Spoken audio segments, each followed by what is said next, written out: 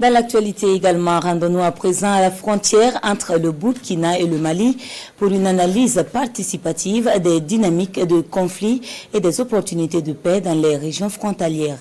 Il s'agit d'un rapport de recherche qui vient d'être publié et qui a été soutenu par l'ONG Interpeace en partenariat avec les autorités administratives des deux pays.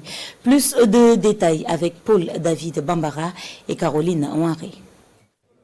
En 46 pages, le rapport présente les facteurs et les sources de conflits transfrontaliers et fait des propositions de solutions.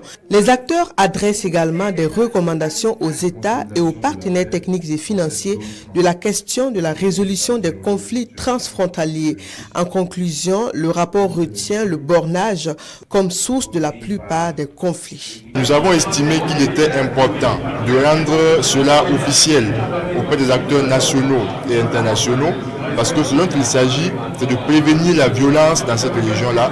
Et si on y prend garde, on tombera justement dans une même situation que celle qui est vécue ailleurs. Et c'est pour nous un moment d'alerte important, mais aussi de mobilisation de l'ensemble des acteurs pour que nous puissions agir davantage sur la prévention, améliorer également la gestion des ressources naturelles qui de plus en plus commence à être effectivement source de tensions assez importantes entre les communautés. Les travaux sont menés suivant la démarche participative.